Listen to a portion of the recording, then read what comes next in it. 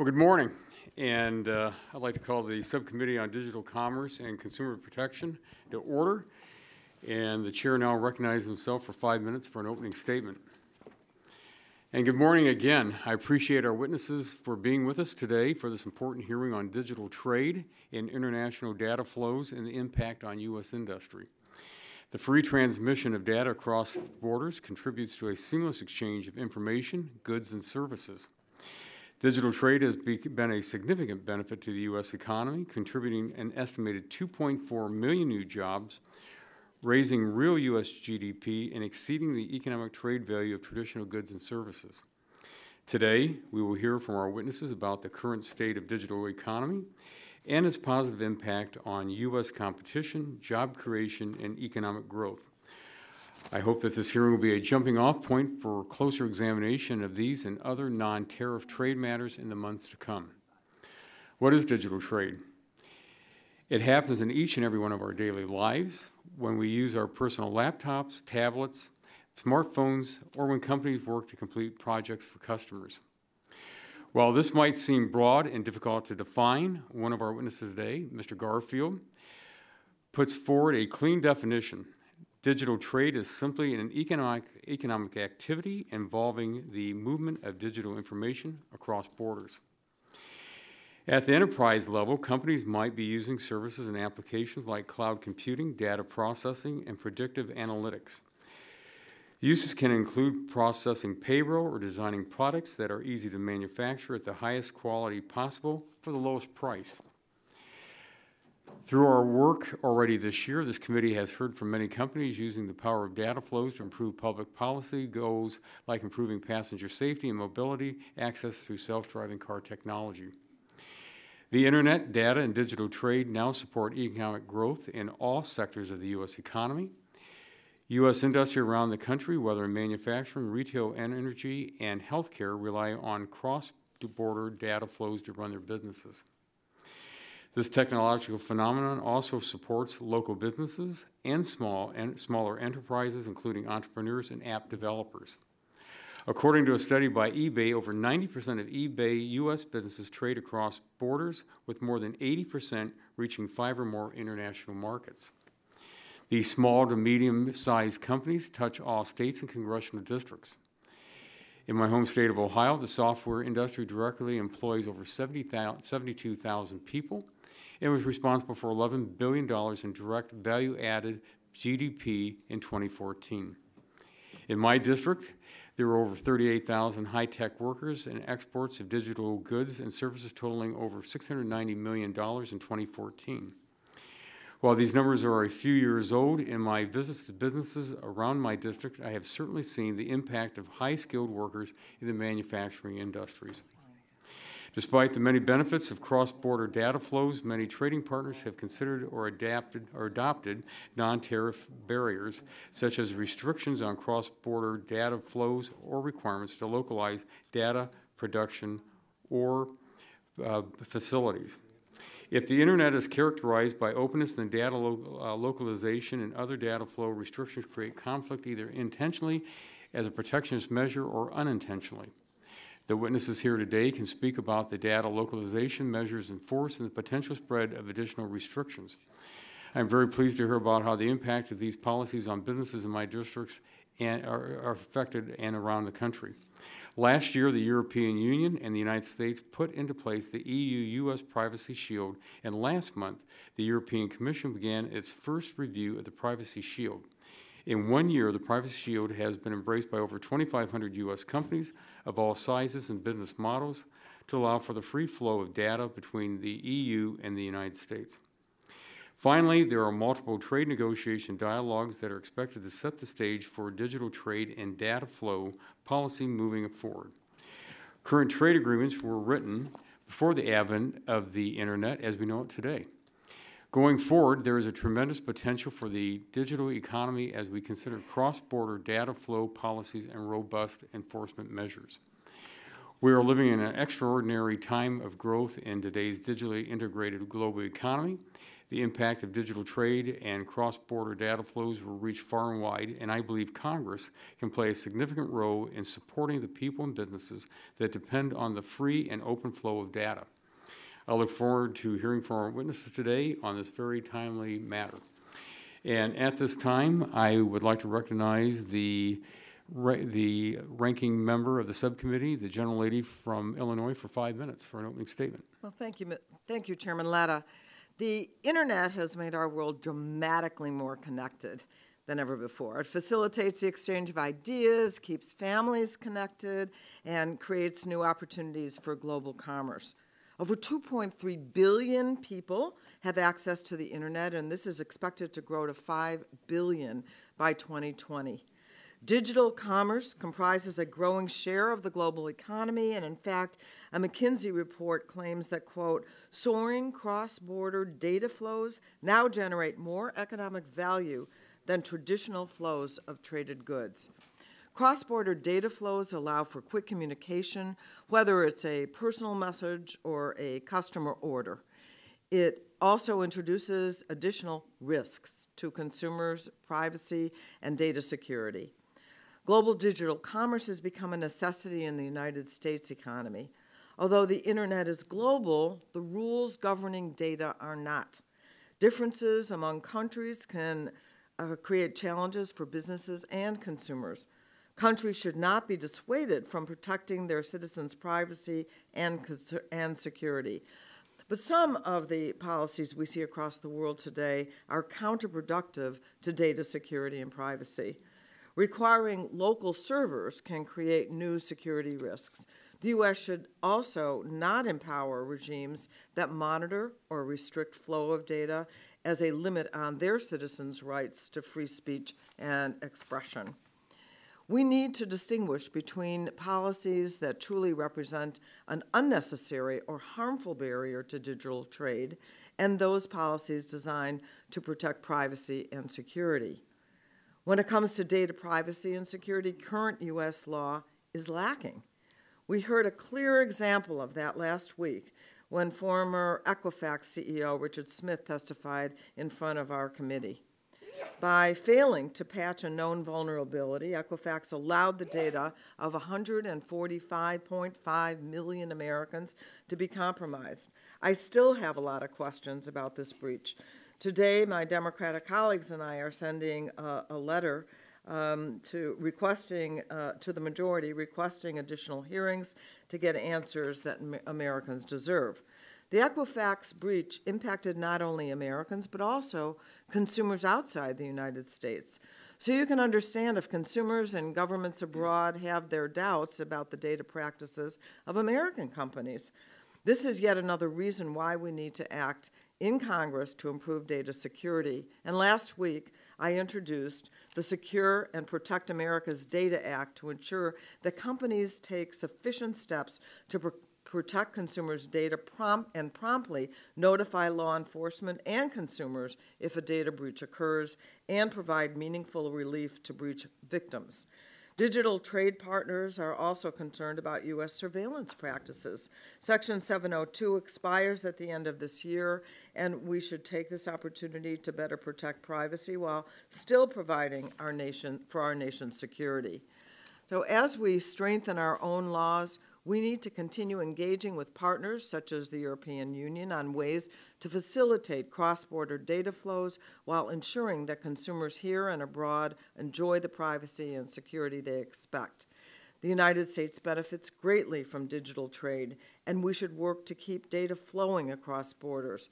That requires improving our own laws and engaging with other nations on how to keep consumers' data and rights protected. I look forward to hearing from our witnesses and getting our perspective on this complex issue.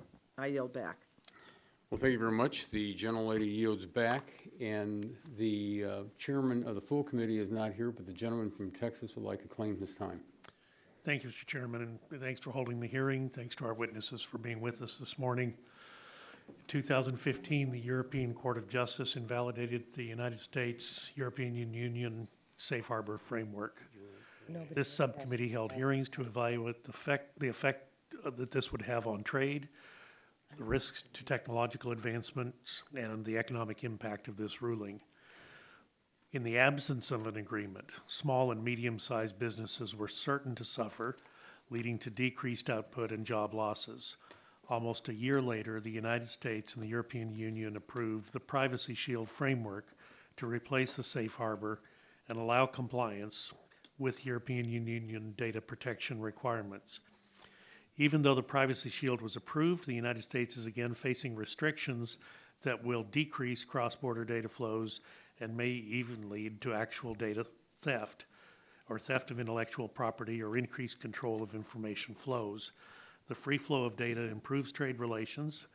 It actually enhances technologies like blockchain and artificial intelligence that rely on large data sets and improves security by increasing awareness of foreign activity as well as providing redundancy for data through disaggregation.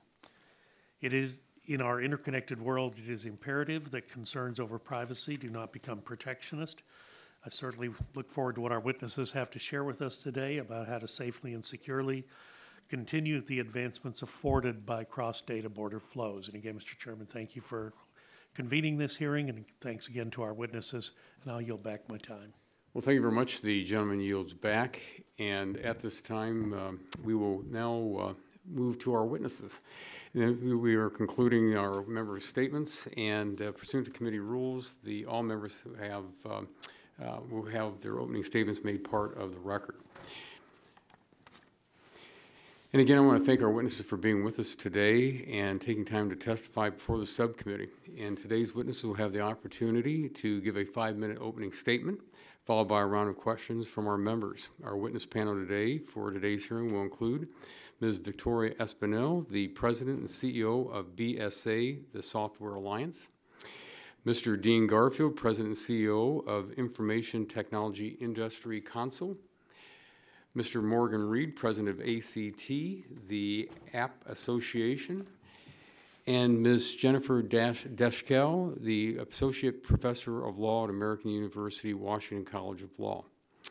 So I appreciate your being with us today, and Ms. Espinel, we will begin with you today, and just pull that mic up close and just turn the mic on, and we look forward to your testimony today. Thank you. Thank you so much.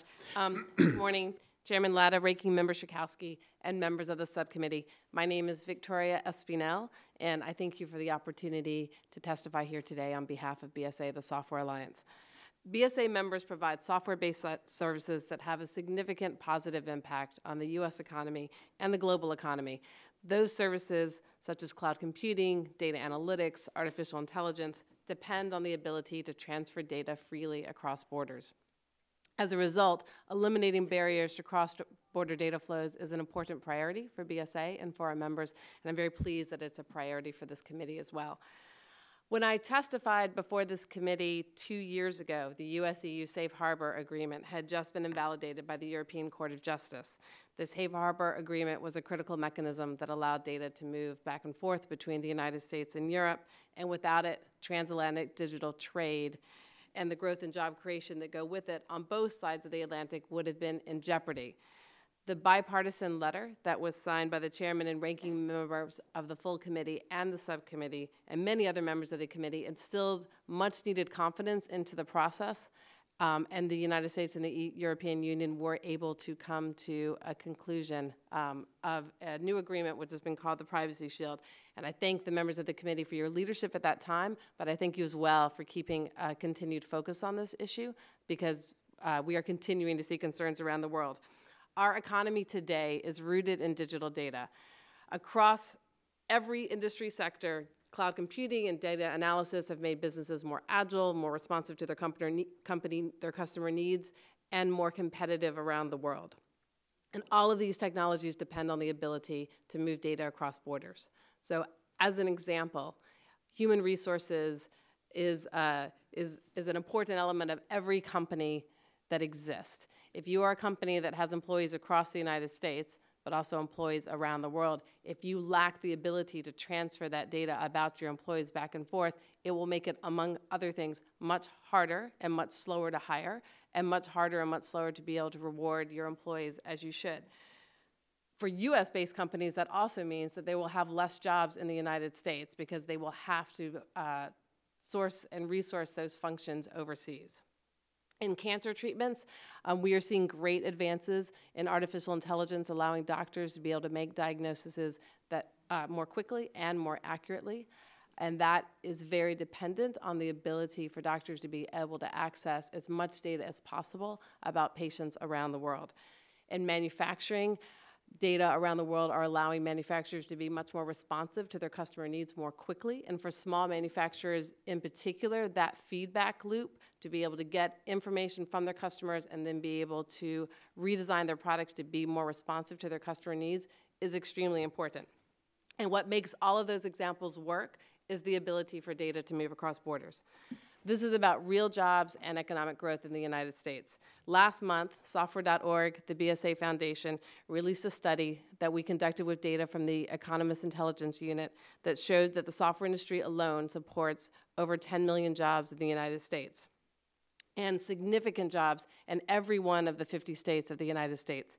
For example, since 2014, the number of software jobs has increased by nearly 10% in Ohio, and by 14.4% in Illinois.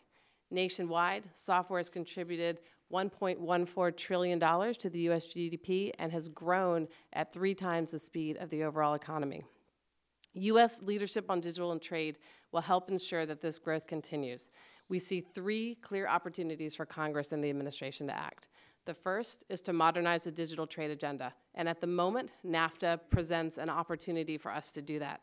When NAFTA was negotiated, the commercial internet essentially did not exist. Digital trade was in its infancy. And as a result, the agreement understandably does not address digital issues. So there is a clear opportunity. We were encouraged to see that the administration included digital trade and cross-border data flows in its negotiating objectives. And we are very pleased that Congress has also included those in the objectives that they have set out for the administration to meet. Second, ensure the continued success of the Privacy Shield. I alluded a moment ago to this committee's important role in the conclusion of the Privacy Shield. The Privacy Shield just had last month its first review. There are 2,500 companies that have already certified under it, as the chairman noted. And in continuing to impart to both the US administration and to the Europeans the importance of the Privacy Shield continuing is extremely important. And the third thing is I would suggest is to continue to encourage like-minded trading partners to promote rules that support the movement of data across borders, whether that is in formal trade negotiations or outside of formal trade negotiations. The US is the leader in the technology that drives economic growth and depends on the ability for data to move across borders. We need the United States government to also show leadership on this issue if we are to remain dominant in this area, and we know that if we do not, there are other countries that would be happy to move into that position. So with that, I will conclude my remarks, and thank you very much for continuing to focus on this issue. Well, thank you very much for your testimony, and Mr. Garfield, you are recognized for 5 minutes. Thank you. Thank you, Chairman Lata, Ranking Member Schakowsky, and members of the committee.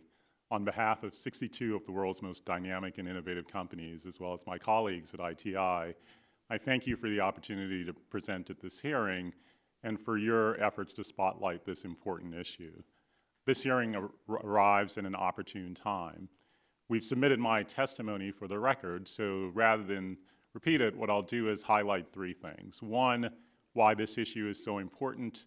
2, our sense of the state of play. And then 3, where we see gaps where your efforts and American leadership could be particularly valuable. On the first, this issue is so important because in many respects, digital trade and cross-border data flows are the air that sustains 21st century commerce. Moreover, the United States has a comparative advantage that will be unfairly undermined without vigilance and our intervention.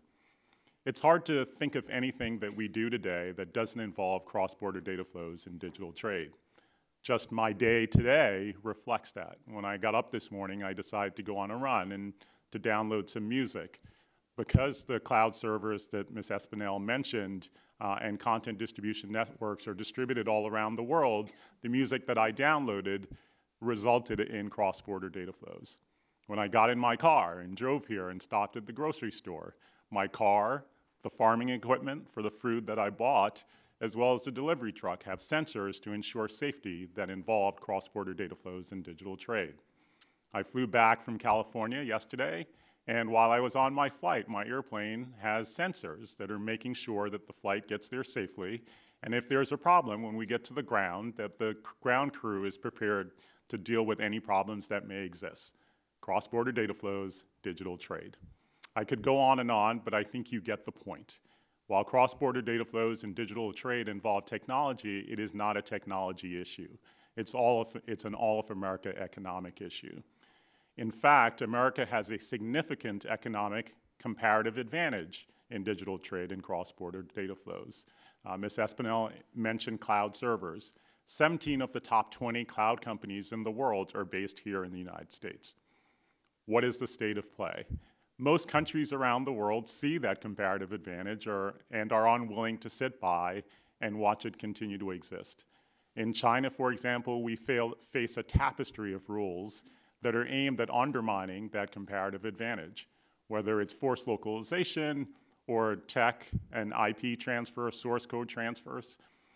We see that catching fire, so markets like Indonesia and Vietnam are doing the same. In other markets, including in some of our allies like Europe, we see some of the same. While the motivation may be quite distinct, the end result is the same, which is undermining the competitive advantage and comparative advantage of U.S. companies, and from our perspective, doing damage to their own economy. What can Congress do about it, and what should it do? I endorse all of the things that Victoria mentioned and would add two more. One is that Congress, in passing the Bipartisan Trade Prioritization and Accountability Act, TPA, made the point that digital trade should be a point of emphasis. Well, we have a number of trade agreements that are progressing today where the opportunity exists to advance digital trade, whether that's in NAFTA, which we strongly support and hope the administration will as well, or in the efforts around the Chorus Agreement and upgrading that agreement as well, which we also view as incredibly important. The opportunity exists to make sure that we continue to advance our competitive advantage and American interest in a way that is fair. The second is that acting in America's interest means, in this instance, working with the rest of the world. And so, second, we have an opportunity here to provide global leadership on what the rules of the road should be on digital trade and cross-border data flows. The President has announced that he's heading to China in November. That is an opportunity to work with the Chinese to bring them on board to following global rules around digital trade. We're hopeful that in working with Congress and working with the administration, we can ensure that this issue, which is so fundamental to America's leadership in the world, is prioritized, but also acted on appropriately. Thank you for the time. And thank you very much for your testimony. Ms. Daskal, you are recognized for 5 minutes. Thanks again. Thank you. Chairman, ranking member, and members of the committee, thank you for inviting me to testify here today. The free movement of data, as we've heard, is critical to economic growth, has benefits for data security, and promotes privacy, speech, and associational rights. Yet increasingly, states are adopting a range of measures that restrict data flows to the United States and elsewhere, and adopting costly data localization requirements pursuant to which companies must store data locally. Many of these restrictions are directed specifically at the United States or adopted in direct response to concerns about U.S. policies and market power. The motivating factors are multiple, including fears about the scope of U.S. foreign intelligence surveillance, concerns about the adequacy of U.S. consumer privacy protections, a desire by foreign governments to ensure access to data that they seek for law enforcement investigations, and sheer protectionism. There is, as a result, no single all-encompassing solution, but there are also nonetheless important steps that the United States can and should take to address some of these motivating factors and promote a free and open internet. Specifically, I identify 4 key areas for reform. First, improvements to key foreign intelligence surveillance rules so as to better promote both privacy and the free flow of data while also continuing to protect national security. Second, the adoption of enhanced consumer privacy protections. Third, reforms to U.S. law to better facilitate law enforcement access to data across border, consistent with baseline substantive and procedural protections. And fourth, the use of trade policy has been discussed already to preclude data localization mandates and impose penalties on those who engage in digital protectionism. In my written testimony, I go into detail in all of these areas, but given my limited time here, I'm going to focus on two: surveillance policy and law enforcement access to data across border. As we've already heard, in 2015, the European Court of Justice sent shockwaves to the business community by striking down the then-in-place safe harbor framework, given primarily concerns about U.S. foreign intelligence surveillance. The framework had been relied on by close to 5,000 companies to support the transfer of data from the EU to the United States. The safe harbor framework, as we've also heard, has now been replaced by Privacy Shield, which just underwent its first review. But both Privacy Shield and an alternative basis for allowing such transfers of data from the EU, what's known as standard contractual clauses, are now subject to legal challenge. And in fact, just 2 weeks ago, the Irish High Court referred one of those challenges back up to the European Court of Justice based on, quote, well-founded, unquote, concerns about the scope of U.S. surveillance and accountability mechanisms. If these bases for transferring data from the EU to the United States are struck down, it would be devastating to the free flow of data and to United States businesses. There are, however, reforms that Congress can and should push that would help respond to these concerns. In fact, the House Judiciary Committee's USA Liberty Act, introduced earlier this week, includes several such important reforms. Importantly, it codifies an already implemented restriction on so-called about communications, pursuant to which communications that are about a foreign target and not just to or from the foreign target can be acquired. This kind of about collection yields large quantities of incidental collection on those that wouldn't be otherwise legitimate targets, and is thus a source of concern. The bill also sets up new transparency and accountability mechanisms, and importantly, it includes improvements to the Privacy and Civil Liberties Oversight Board, which would allow it to better function. This board plays an important role in overseeing surveillance policies, and importantly, from a European perspective, reviewing complaints made by EU citizens regarding US national security surveillance. It's now down to one member, so it can't currently function. So Congress also should push the administration to move forward the other 4 nominees needed to fill this board.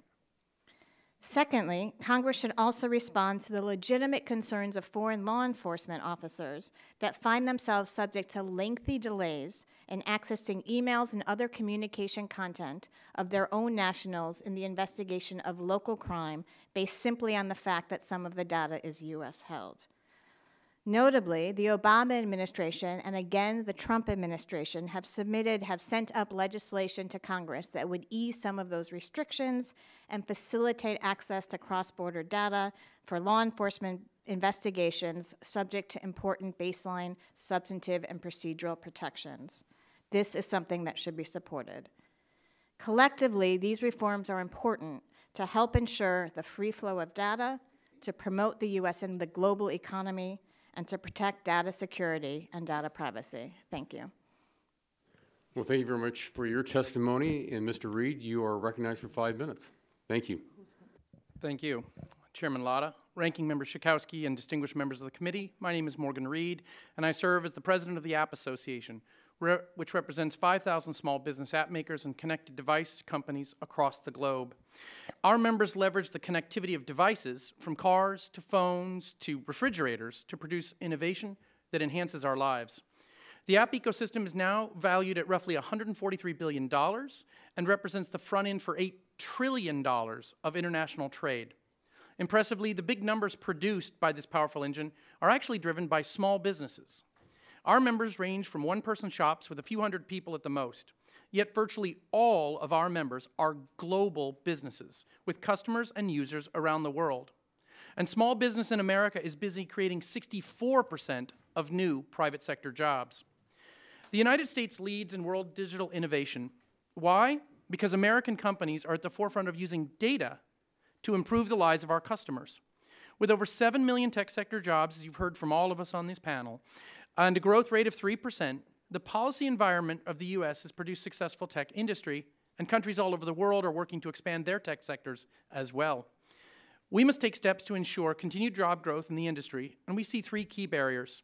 Non-tariff digital trade barriers that result from domestic policies rooted in privacy, some that require data localization, conflicts between U.S. law enforcement agencies, access to data stored overseas, which can and should be addressed with the passage of the International Communications Privacy Act, or ICPA.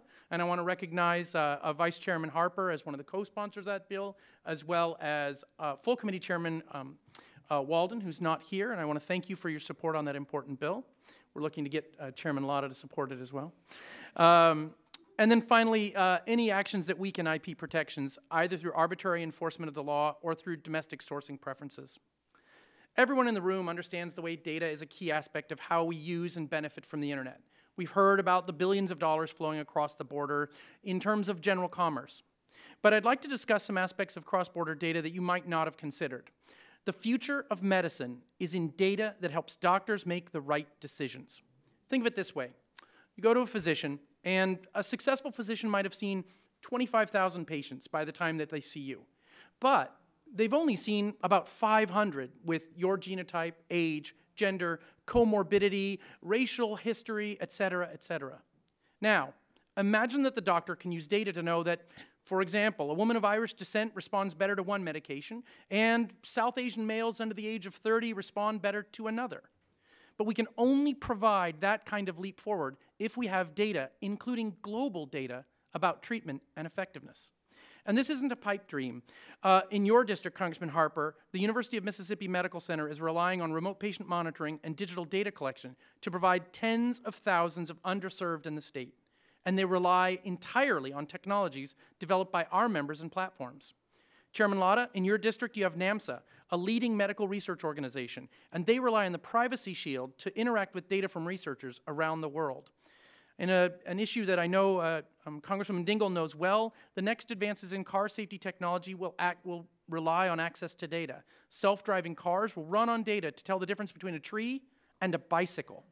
And yet, if we have foreign governments or our own government interfering with that cross-border data flow, we will block that key resource, which will harm our ability to save lives. And you know, it isn't all about life-saving. Sometimes we just do it to make our lives easier. In Congressman Schakowsky's district, we have Paylocity, which helps manage software on the web for international clients to handle HR, payroll, and more. Congressman Guthrie, in your district, we have HitSense, which is an innovative mobile apps and games company, and yet they are a global player with global customers. Congresswoman Clark, we've got Brooklyn Software Dev that does web development applications and mobile applications. Again, it's a global company in your district with 5 people. Congresswoman Matsui, you've got Health Rescue in your district. They're looking to expand internationally, and yet worries about cross-border data flow are harming their ability to get bigger, stronger, and do a better job for their patients. In order to keep all of this going, we need Congress to act, and we need them to focus on the 3 key elements that you've heard from all of us today. We need to resolve the questions about law enforcement access.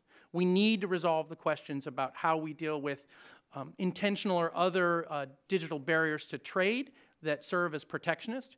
And then finally, we need to remember that my members' most valuable resource is often the intellectual property that is the engine behind their products.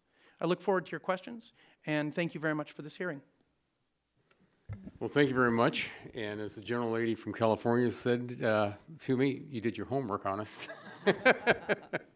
But thank you very much for your testimony today. And Mr. Garfield, if I could start my questions with you. How do the restrictions on cross-border data flows not only impact industries like yours in the technology sector, but others like manufacturing, retail, energy, health, and healthcare? Thank you for the question.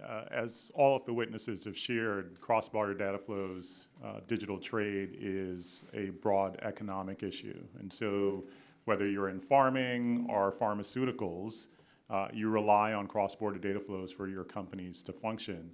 Moreover, it's no longer a big company versus small company issue. As Mr. Reed pointed out, there are small companies in all of your districts that rely on this. And so it is in fact in our economic interest to make sure that there aren't restrictions that limit the growth of those companies. Thank you. Ms. Espinel, can you discuss how big data, cloud computing, artificial intelligence, and other emerging technologies like blockchain are changing how business is done, and why cross-border data flows are important for these disruptive technologies and future innovation? I'd be happy to. So artificial intelligence, by its nature, typically demands large amounts of data in order to learn from that data and help whoever is using it, whether it's a doctor or a farmer or a manufacturer, be able to make better decisions based on that data. Artificial intelligence, in most circumstances, doesn't really work unless there are a large amount of data. And if you are trying to discern patterns or the best outcome, having as much data from as many places in the world is very helpful. And I will give a specific example of that. But first, you mentioned data analytics. Data analytics is often a little bit like looking for a needle in a haystack. So you have typically very large unstructured data sets, and what data analytics is letting you do is discern meaningful patterns that will then, again, help you make better decisions that would be virtually impossible or literally impossible for a human being to do on their own. But artificial intelligence and data analytics are two examples of things that really don't work unless you have very large amounts of data and the computing power to be able to process and analyze it coming from various places around the world. To make that a little bit more concrete, I would turn to agriculture as one of the many, many, many examples of sectors that are using it. So many farms now have sensors in the soil. Those sensors, among other things, are determining the levels of moisture that are in the soils. And farmers can take the data that they're getting from the sensors that they're planting in their own farms, and they can compare it to historical weather patterns around the world, and they can then use that to make decisions about when is the best time to plant, how best to irrigate, when is the best time to harvest. Their ability to do that is totally dependent on the ability to gather data, historical data on weather patterns from across the world. It doesn't work, it doesn't give them the same advantage unless they have the ability to do that. I'll mention one other example, which I think is very much on people's minds today, which is cybersecurity.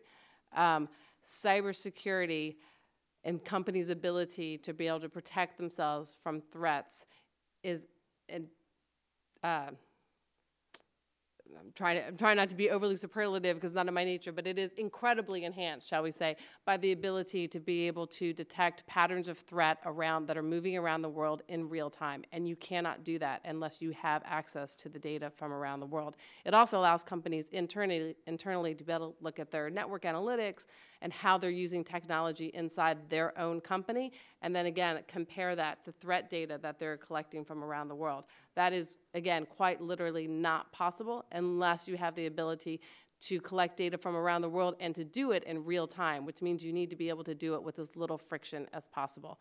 I think myself and every member of this panel could give you examples in manufacturing and agriculture and healthcare and financial services, and I will yield back my time to others if they want to, but the examples are plentiful, and I think what is really exciting is that as plentiful as they are, we're also clearly at the beginning of what is possible. So we talk a lot about data revolution and how that's transforming business and transforming the economy, but we sometimes forget that itself is very nascent.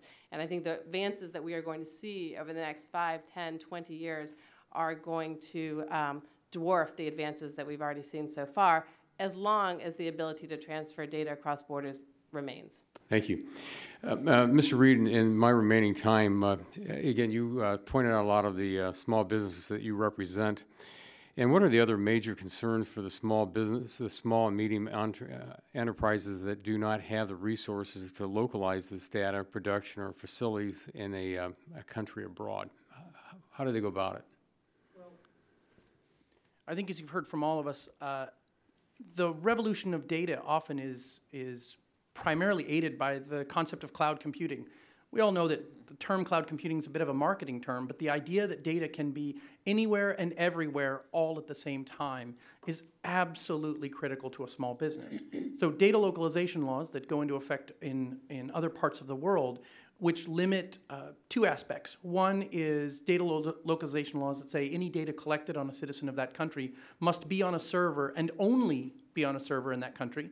That's terrible. It's almost impossible to grow in that kind of environment as an American company. And the second is one that you've heard all of us talk about, is the future of what this can do to improve lives. Now imagine that I can't take that data out, or I can't use it. I can't bring it back to the United States to analyze it. I have to set up a whole series of different cybersecurity mechanisms based on the state or national laws in those other countries.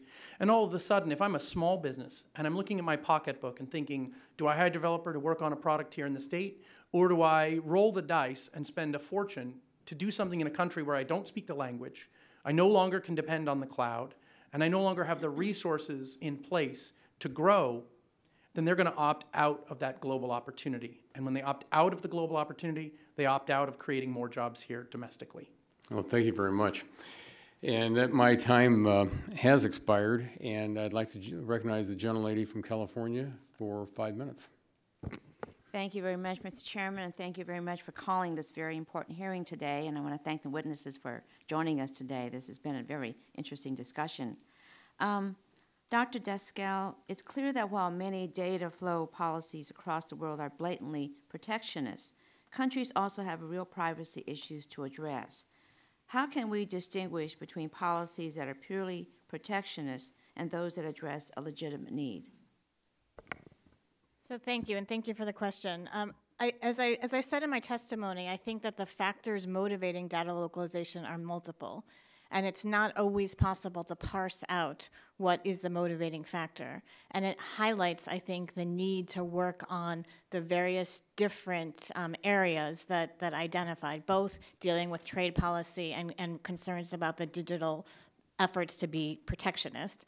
At the same time, there are a number of data localization mandates and data localization rules that derive from concerns about U.S. privacy protections, both consumer privacy protections and also concerns about the scope of U.S. foreign intelligence surveillance. And addressing those, I think, is also critical, particularly with respect to preserving the flow of data from the EU to the United States.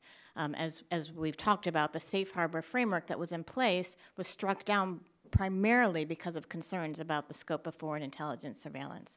And there are now a number of court cases, including one that was just referred back to the European Court of Justice, that raises those same set of concerns based on a record and a finding by the Irish High Court that said we have a lot of concerns about the scope of U.S. foreign intelligence surveillance and the sufficiency of remedies for EU citizens whose data is collected. Okay. Mr. Garfield, in your testimony, you say that even when governments have the right motivations, like protecting public safety and privacy, they often pursue the wrong policies that result in data flow barriers. What do you see as the right privacy and public safety policies that will not impede data flows?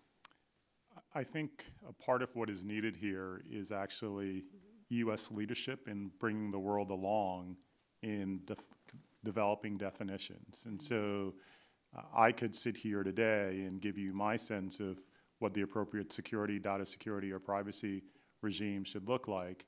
But I think the U.S. has an opportunity to build on the privacy shield in a way that is globally necessary and encouraging. And so that's what I would actually encourage. It is bilateral in the sense that it's with the EU and all of the countries of the EU, but we have an opportunity to build upon that with the rest of the world. And the way that data moves today, it is absolutely necessary to do that on a global basis. Right, okay. Just yesterday, the president suggested he could support breaking up NAFTA into separate bilateral trade agreements. Dr. Descal, do you think breaking up NAFTA or other multilateral agreements will have any impact on our efforts to ensure the global free data, flow of data? If so, how? So I would be concerned about an effort to break up NAFTA. I think we've heard from other members of the other panelists the importance of NAFTA and the importance of using NAFTA as an opportunity to promote a digital free trade agenda. And I hope that the administration follows the recommendations of all of those who support that quite strongly. Okay. You know, I've been very concerned about the forced transfer of technology as a condition for foreign market access, especially as it pertains to encryption and intellectual property. Can any of our witnesses provide examples of these forced transfers? And do you have any suggestions of how we might address this issue? Any of you? Mr. Reed, do you want to comment, or? Do you want to? Oh, yeah. We all do. All of you can comment. Go ahead, Victoria. So, yes, I think there are specific countries around the world where we've seen either our members not be able to access the market or have their access severely limited. And among those are Russia, Indonesia, Brazil, China, Vietnam. Mr. Garfield noted many of these as well. And we have concerns that the litigation that Ms. Daskell and I believe others of the panelists have referred to several times, the litigation that's happening right now in the European Union is also going to end up limiting data flows between the United States and Europe. So this is a live issue in many parts of the world. I think in terms of what can be done, I think part of that is Congress continuing to encourage the administration to tackle this issue head on. I do think, at least in our interactions with the Department of Commerce and with USTR, they realize how important digital trade is to the United States and to the global economy, but it's not an easy issue. So I think continuing to make clear to them that this is also a priority issue for this committee is very important. And I think, we live in a world right now where we don't have any international consensus on what the right set of rules would be. You've heard many of us talk about NAFTA. Part of the reason, for us, a big part of the reason that we're interested in NAFTA is because it gives an opportunity to start setting that precedent, and that is really where we need to go to collectively. We need to have, at least among the major economies, an international consensus on what the right sets of rules around free movement of data should be, and that does not exist right now.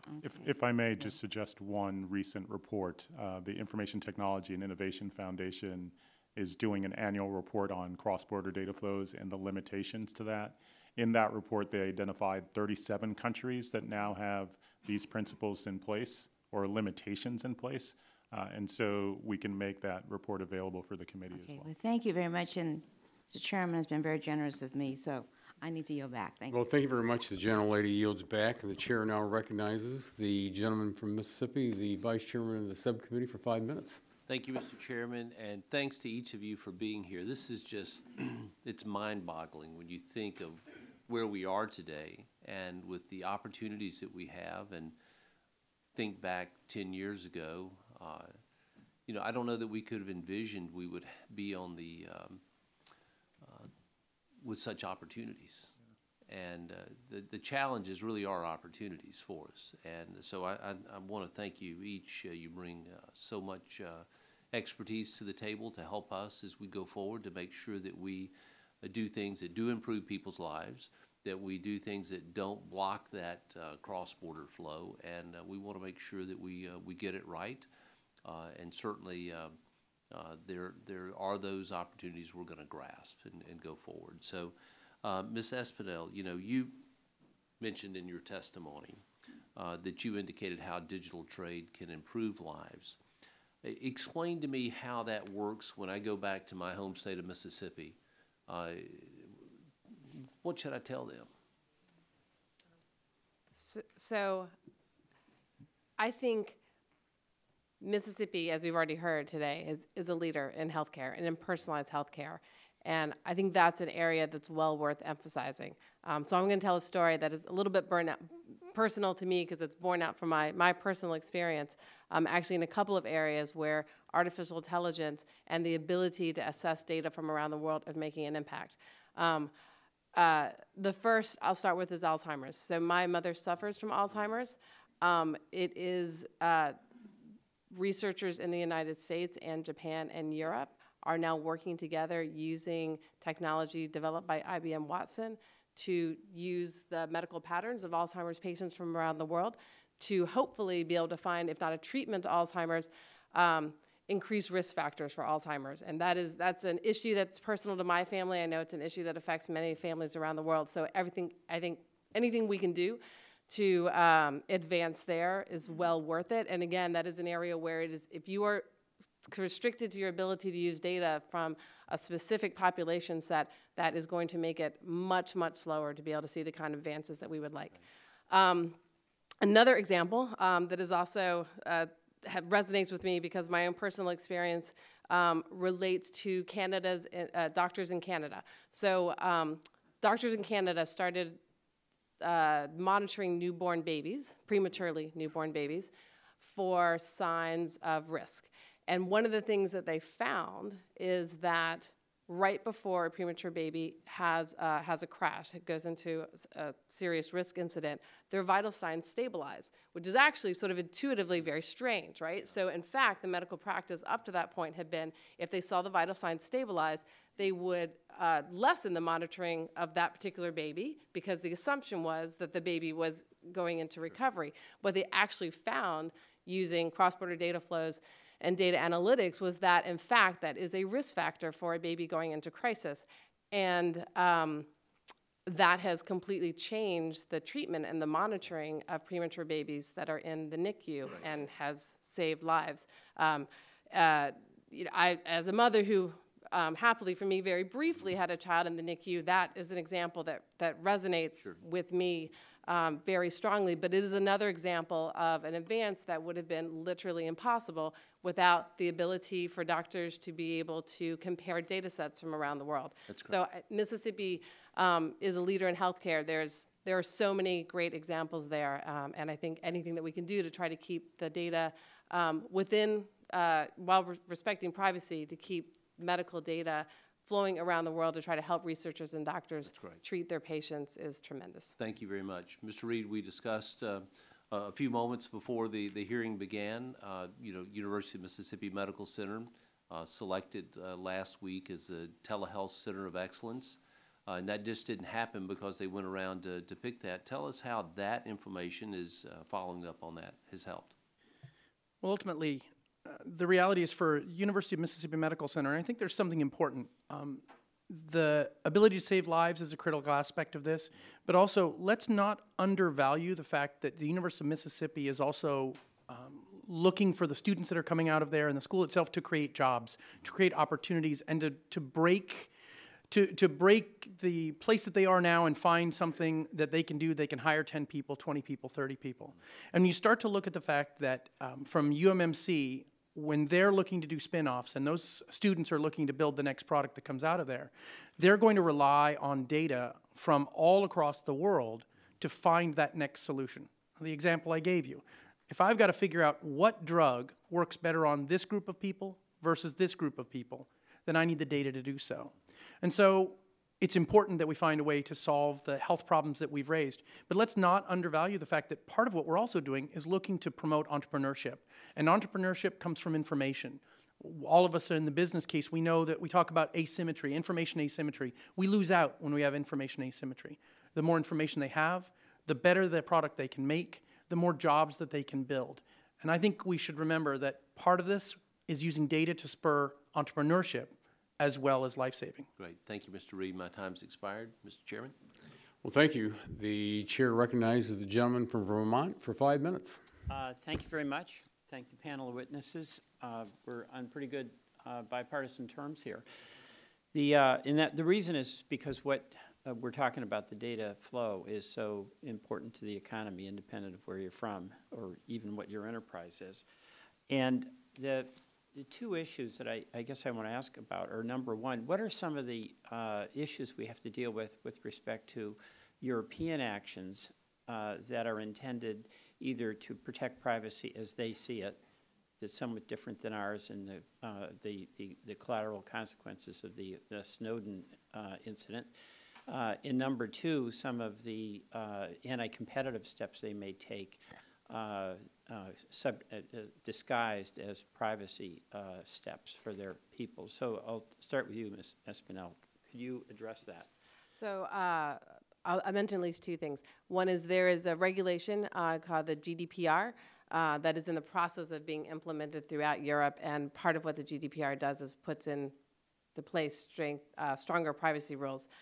I will say, based on the experience, at least of my companies, what we have found is in terms of implementing that, U.S. companies are often far ahead of where the European companies are. So I think our companies, and certainly my members and their commitment to privacy is unparalleled.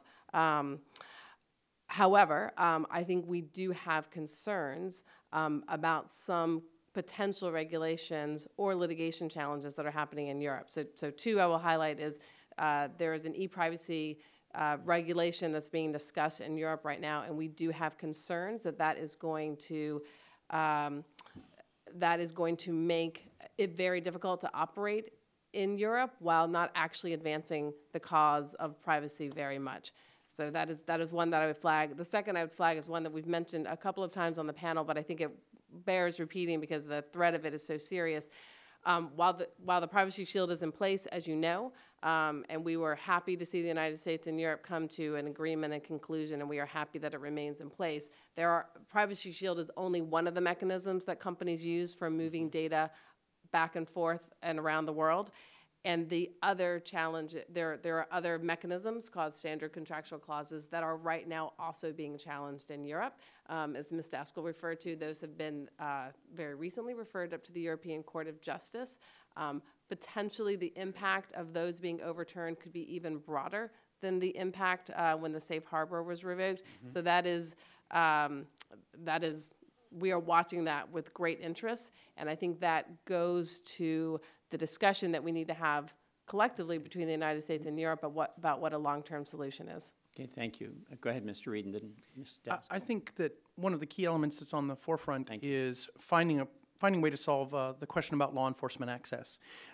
Right now, the International Communications Privacy Act, H.R. 3718, got the number right this time, is going to be critical because we're staring right in the face of a decision by a court that will essentially say that U.S. law enforcement can take data from anywhere, regardless on who it's on, regardless on what country it's stored in. And while that may be the right decision, the impact that will have on our ability to do cross-border data flow with Europe will be significant. Because if we say that, then you have to assume that the European nations are going to say the same thing. And then, without a comity agreement, without some kind of ability to, for companies to adequately provide for the security of that data, you are facing a world where U.S. companies are either going to have to obey the law of the United States and find themselves in violation of laws overseas, or violate the law overseas, violate the law in the United States to serve their European customers. And nothing will do as much damage to our positive relationship with Europe than the idea that I can no longer do business there without breaking a law in one place Ms. or the Daskell, other. we've only got about a minute, a little less. Thank you. So I fully agree that the issue of law enforcement access to data across borders is important, and the converse of what Mr. Reed was just talking about is foreign governments' inability to access emails, communications, content that happens to be U.S. held, even when they're investigating a local crime involving a local perpetrator and a local victim, based on kind of outmoded rules from the 1980s Stored Communications Act. As I said in my testimony, first the Obama administration, now again the Trump administration have sent up legislation to the Hill that would begin to ease those restrictions, and I think it's something that Congress should take up to at least alleviate one of the pressures in favor of data localization. If I may, very quickly, we're in, all of that is absolutely correct, but we are in an untenable position if the United States has to continually change its laws in order to respond to shifting court rules and dynamic in Europe. And so you asked about solutions. I think what is absolutely necessary here is American leadership in working with the rest of the world, not just Europe, to come up with rules of the road in this area. Because in the same way that the Privacy Shield can now be undermined by Schrems 2, it'll be Schrems 3 and 4 a year from now. And so that's why our leadership in developing rules of the road in this area is so critically important. Thank you. Thank the panel. Thank you, Mr. Chairman. Thank you very much. The gentleman's time has expired. The chair now recognizes the gentleman from Kentucky for I'm sorry, Mr. Lance is here. I'm sorry. The gentleman from New Jersey for 5 minutes. Thank you very much. Kentucky is a great state, however, and very beautiful. I want to thank the panel for joining us today to discuss this important topic. The congressional district I serve is heavily involved in this field. Almost 60,000 constituents are employed in the high-tech sector. That is nearly 2.5 times greater than the average in a congressional district, which, as I understand it, is 24,000. It is a driving force in our local economy and will continue to be as business and society become ever more reliant on advanced technologies. Ms. Espinal, can you please explain how the free flow of data around the world supports emerging technology in machine learning and algorithms, for example, and the impact it has on business today? I'd be happy to. So machine learning is one aspect of artificial intelligence, and algorithms are the parameters or rules that let all kinds of artificial intelligence work. But artificial intelligence and the ability to be able to discern patterns and then help human beings make better decisions doesn't work in most circumstances unless you have fairly massive amounts of data. And when you are looking at if you are a farmer looking at it, trying to understand what is likely to happen in terms of weather conditions and therefore how you should be planting your fields and when you should be harvesting. If you are a manufacturer trying to understand what the consumer demand is around the world, if you are in cybersecurity and trying to track threats as they move across the world very rapidly, unless you can use artificial intelligence and data analytics to do a much better job of assessing what the outcomes will be and making decisions, but you can't unless you have large amounts of data to be able to do the data analytics and the artificial intelligence. And in all of those areas I just mentioned, having international data is going to be very important. If you only have the ability to assess the weather patterns that are hanging right over the state of New Jersey or even just in the United States, that is going to very much limit your ability to determine what is actually going to happen in terms of weather. At the same time, if you're a manufacturer hoping to expand overseas and you can only get customer feedback from inside the United States, that is going to limit your ability to be able to best serve the largest amount of customers that you want to have. In cybersecurity, if you are limited to information that is in the United States, it will be virtually impossible to be able to detect patterns because they move around the world so quickly. So artificial intelligence depends on large amounts of data, but in many areas, it also depends on having data sets that are coming from around the world with as little friction as possible in order to make them useful. Thank you very much. Mr. Reed, are there any digital trade issues that are important to your members, small tech companies, that may be different from the priorities of larger companies? I think the issue of scale generally ends up being one of scarce resources. The reality is everyone here at this table has the same concerns when it comes to cross-border data flow. But let's consider it from a company in your district who's got, let's say, 20 employees. When they're looking at their CapEx expenditure, how much can they spend to build a data center or to source something overseas? If they've got 20 employees, I've got to decide, do I hire a 21st employee to deal with a contract I have for a company in New Jersey, or do I try to spend that money to build a data center overseas? So our primary issue that you're going to see the differentiation here is for the larger companies, it's a cost but doable. For our folks, it becomes a barrier in which they cannot pass. And what becomes really disappointing about that outcome is oftentimes our companies are the one that drive forward the innovation. We get acquired by the big guys. We look forward to that opportunity to either beat them in the marketplace or get acquired and build another better product. So the real differences that you're going to see in this space are where they say it's a cost, we say we can't go. And there's where we end up with the more significant, painful, and frankly, anti-innovation damage that's done by trade barriers. Thank you. Would anyone else on the panel like to comment? Yes, Mr. Gar. Well, I was just going to give a concrete example. So we met with a company 2 weeks ago that is 4,000 people. And in order to comply with GDPR, they're putting 34 engineers against it. So GDPR is moving forward for legitimate reasons, but it speaks to the point that Mr. Reed made, which is for some companies, they can afford to assign 34 engineers. For others, they simply can't, and so it won't operate. Thank you. My time has expired. Thank you, Mr. Chairman.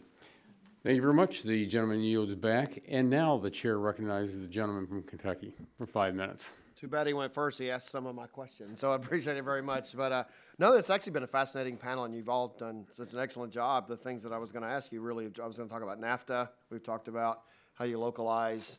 I wasn't going to say Mississippi. I was going to say Kentucky, but the same question. It seems to be the same kind of answer, so I appreciate it. HitSense was actually, I guess it's probably about 20 years now, but it was two twin brothers who were in high school when they founded HitSense, and they now have a very successful company still in Bowling Green, doing business in Bowling Green, so it's a great business. I guess the one thing, and I guess Ms. Espinel, if you look at, there was a European Center for International Political Economy that examined the consequences of GDP in countries that have cross-border restrictions. And I know some of it is for safety and security or their view of what's private.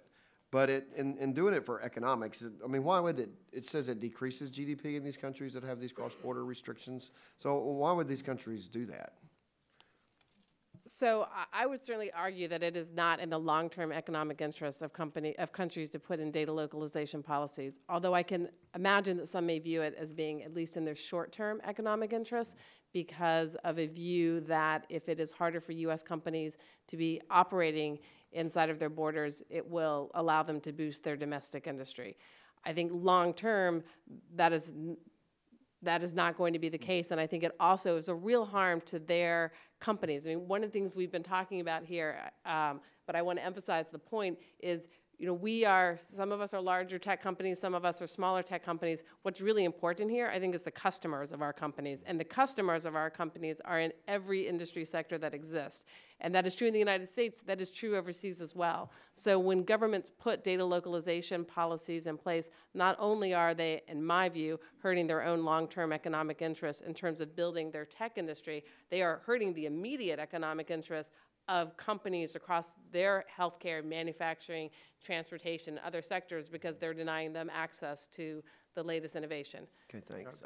The other thing is that businesses are so integrated today, both large and small, domestic and international. We represent companies all over the world, and they're codependent. And so when you put these rules in place, you do damage to your local businesses and customers. Yeah, we do a lot of stuff here when just states are doing, Yeah, state exactly. legislatures make different, in the Commerce Clause, we have to kind of look at our role in that. So I'm going to go off topic a minute, where you heard Mr. Garfield. I met this morning with Secretary Costa, Labor Secretary. Everywhere I go, people are talking about jobs, the right skills for jobs. People are hiring, but people don't have the skills to move forward. And I'm a manufacturing background, so a lot of repetitive work has gone to automation, and some of your companies are involved in that, obviously. But as it goes to automation, the requirement to have somebody to be able to maintain that automation has raised, instead of being the $14, $15 person to the $25, $30, $35 person an hour. So are your member companies are kind of driving this? What things are you guys doing? Yeah, no, it's a to great help question. develop the workforce, and what can Congress do to help? Is a It's question. completely on topic. I think one of the things you can do is what you're doing right now. So one of the examples you mentioned, I think, banking, which is when ATMs came into the marketplace, most people assumed that there would be fewer people needed in banks. Well, that's been the opposite is true. We have more ATMs around the world, but we have more people working in banks because there are more bank branches. Part of the disconnect, there are 6 million open jobs in the country today and about 7 million people looking for work. The challenge is that the skills of the people looking to work don't always match up with the jobs that exist. And so one of the things that we're putting a lot of energy behind, actually collectively, is making sure that we're reskilling the workforce such that those skills do align. I think where Congress can help is by putting resources behind those efforts, but making sure that they're well coordinated so that there's closer connection between the private sector and the public sector. The job training program should be rooted in the needs of the world today, not the needs of the world 20 years ago. Yeah, as you look at global, it's also localized. I'm on another committee that did the Workforce Investment in Innovation Act, WIOA. whatever that they're all stand for. And one of our main premises of changing it was make sure there was a business majority on the local boards, and it's localized. Yep. Because even though it's a global economy, there's certain things that happen in certain people, they're clusters, and people become experts in their clusters. Ed? And if I could just add to that briefly, I think the issue of reskilling and making sure that both young people and people in their career paths have the skills that we need is a very important one, and I would echo everything that Dean just said. I think we also need to do a better job in terms of matching. So where people do have the skills and there's employee demand for those, making sure that the employees that have those needs are in touch with the people that have those skills. And I know there are training programs now that are being very intentional about making sure that once you go through the training program, there's also a clear path into a company that has a job. I think that's a very important part that we need to make sure is infused throughout our training programs to the extent possible. I think this is a great area, though, for the industry, which is very focused on this, and for Congress to be working together.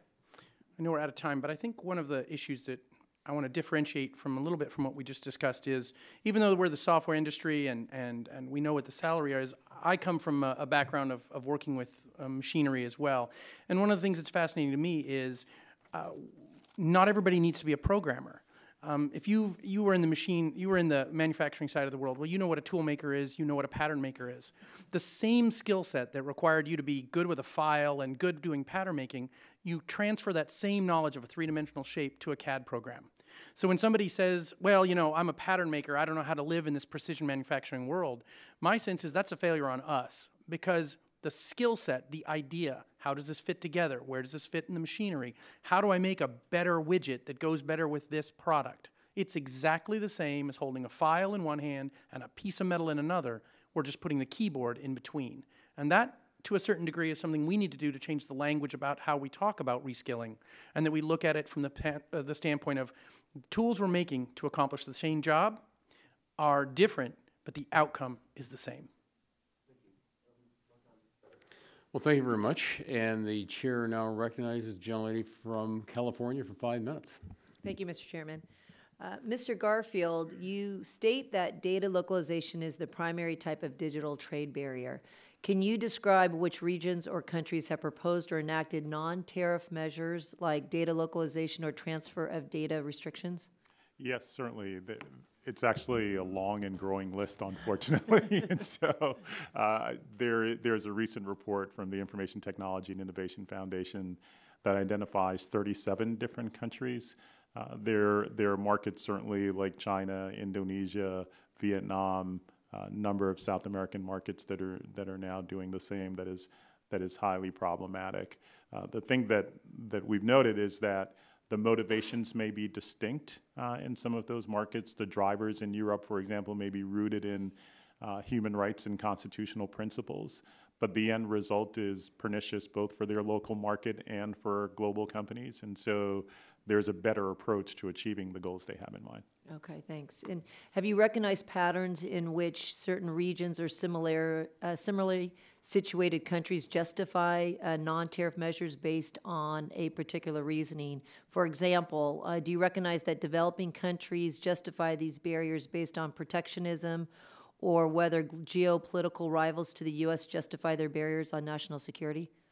I think the pattern that we see most often is that national security is the preeminent concern that is identified and articulated. The irony of it all is that national security is often undermined by localization requirements, because you're not getting patterns, as Victoria has pointed out or Mr. Reed has pointed out, from around the world. You're also closing yourself off from access to the best technologies that would actually support security. And so part of this is addressing the legitimate security concerns while making sure they're not acting in a protectionist fashion. Okay. And the next question is for the entire panel. The testimony we have received for this hearing makes clear that the flow of data is really about the flow of ideas. Recently, some have advocated for the United States to implement a more protectionist trade policy. Are foreign countries reacting to this debate by moving toward additional policies to restrict data flows?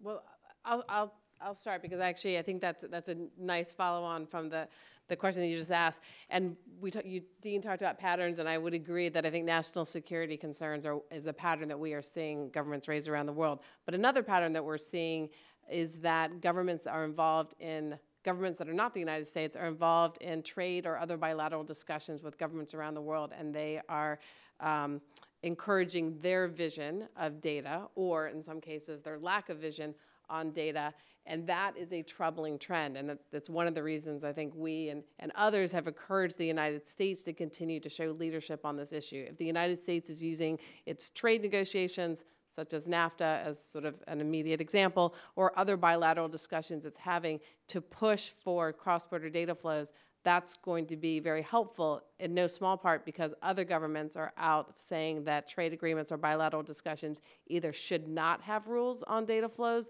or should have rules that would localize data. So I think that's an important aspect of this. It's not just theoretical, not to rehash TPP, but the Chinese model for data flows is almost 180 degrees from ours, but their influence in that region post-TPP is pronounced. I've spent a lot of time there in the last few months traveling between Japan, South Korea, and other markets in the region, and you can see the impact of that, particularly around data flows. And to give another example, the Japanese and the European Union are engaged in trade discussions right now. The Japanese are aligned with the United States, and they've been big promoters of cross-border data flows. Obviously, global innovation is a big part of their economy as well. But they are coming, it looks like they're going to come to an agreement with the European Union that's going to leave this entire area out rather than having rules on it as TPP and as we hope NAFTA would. So I think that is a troubling trend that we're seeing as well. And I'll pile on. We just spent time dealing with Indonesia at, of all things, ITU, where there is an effort underway to essentially give the ITU power to control what's called over-the-top, which is essentially everything on the internet, through the ITU. And part of that is a move to restrict the success of the United States and the United States companies around data and get a lot of that under the control of the ITU and ultimately the United Nations. You know, I'm sending staff around the world to deal with these exact issues from a small business perspective. So it's everywhere, it's pernicious, and ultimately we are going to have to address it quickly. And I would just add briefly, in addition to the protectionism concerns and the security motivating factors, there are, as we've talked about a little bit today, concerns about privacy, particularly amongst the EU. And there are steps that the United States can take, both to take steps to improve its privacy protections, both in the foreign intelligence surveillance regime and in the consumer privacy protection regime. And as Mr. Garfield said, also to play a leadership role in setting new norms and explaining better what the United States already does well. And I would be remiss if I didn't thank you for your current co-sponsorship of H.R. 3718, which is legislation that helps to address some of that, the International Communications Privacy Act. So thank you.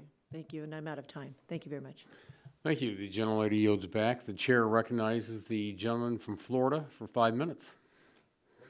Much I appreciate it, Mr. Chairman, and I apologize for being late. We had a hearing and a markup in the VA committee. But I want to ask a question of Mr. Garfield. Each day, my constituents are utilizing internet-enabled tools to access customers abroad in ways impossible a decade ago, of course. American industries, from manufacturing tools to financial services to agriculture, are increasingly reliant on the internet for their current and future global competitiveness, as you know. Unfortunately, U.S. internet services continue to face a number of market access and regulatory barriers. As governments continue to assert a heavy hand on U.S. internet services, how would you use trade policies to stop other countries from blocking or discriminating against the U.S. services and ensure that the U.S. continues to lead the world in innovation? Thank you for the question. I would do what Congress suggested when it passed TPA, which is making sure that digital trade, trade promotion, cross-border data flows are a priority, and that we put in place mechanisms for holding markets accountable. It's not a theoretical issue. The United States is in the process of updating NAFTA and has said that they're on the path to do the same thing with the Korean trade agreement. I think in both instances, we have the opportunity to ensure that all of the things that you identified that have an impact on the ground in Florida are in fact addressed. Thank you. Good answer. I appreciate that. I tried. Miss, Miss, I guess Espanol, is that how to pronounce it? Is that right? Okay, thank you. I have a question for you. In your testimony, you explain how the services and technologies provided by your member companies are fundamentally affecting the ways in which companies are running their businesses, accessing markets, interacting with clients and customers, and generally innovating. How can trade agreements be used to help advance U.S. standards and best practices in protecting innovation and intellectual property like copyright, trade secrets, and, of course, patents? So one of the things that we've talked about a little bit today is the fact that right now, one of the gaps in the international legal system is that there are no rules of the road. There is no international consensus on what data policy should be. And to me, it feels a little bit like where we were in the 90s with intellectual property investment and services, where there were also no international rules of the road, or at least no trade international rules of the road. And at the time, the United States stepped up, and as part of the negotiations that led to the establishment of the World Trade Organization, they said intellectual property investment services, clearly already important parts of the U.S. economy, clearly going to be even more important to the U.S. economy and the global economy. We need to have international trade rules. There need to be some internationally recognized parameters on how intellectual property investment and services should work cross-border. And the U.S. Pushed hard for that to happen, and I'm very confident without U.S. leadership it would not have happened, but it did, and eventually all the members of the WTO agreement, the WTO countries agreed that there should be international rules on intellectual property investment and services. It feels to me like we're at that moment again for data. Data is also new. This is a although there's been so much progress and advance already, this is still a new industry, and the way it's impacting industry sectors across the economy is still relatively new, and that is part of the reason why there are no international rules on it yet. And what I would ask Congress to do is to encourage the administration to look for places, NAFTA as an example, where we can start to set a precedent for international rules on data. I think it's clear that this is going to continue to be a very important part of the U.S. economy and the global economy. Like IP investment and services, I'm confident its importance to the economy will only grow over the next decade or so. And so we are going to need to have those rules. And I very much hope that this administration takes that mantle up and continues to work with countries around the world to try to set those rules. That, as a former trade negotiator, that is not going to be easy discussion. That is not going to be a few days of discussions with other countries.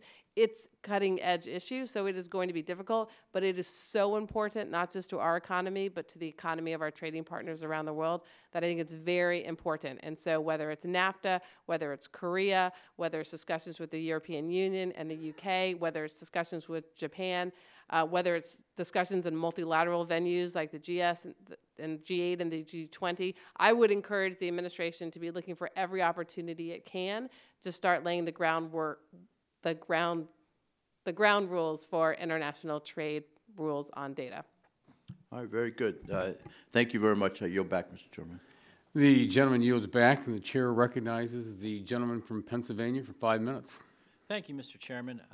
As we all know, technological innovation shapes every state and region of the country. I am very proud in my southeastern Pennsylvania congressional district, over $800 million in high-tech manufacturing exports, over $200 million in IT services exports, 42,000 high-tech sector workers, 30,000 STEM workers, over 17,000 computer and math workers, and over 12,000 highly educated immigrant workers.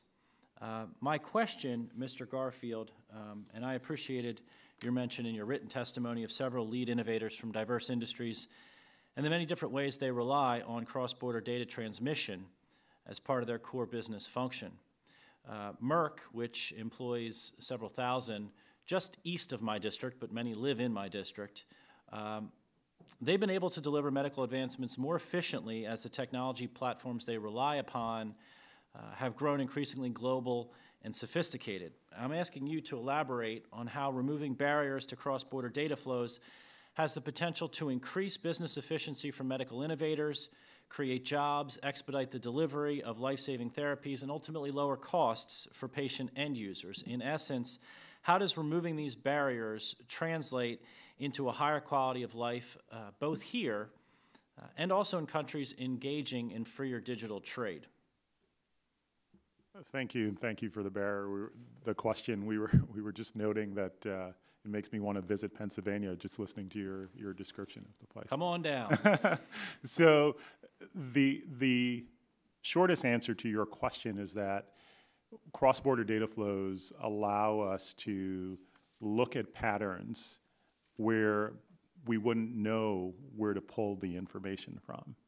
And so you never know what insight you're going to get from these technologies, which leads to greater innovation, greater collaboration, greater job creation, greater economic growth, and greater development in places like Pennsylvania. And so the bottom line is cross-border data flows is really the oxygen, if you will, as I said at the beginning, for innovation today.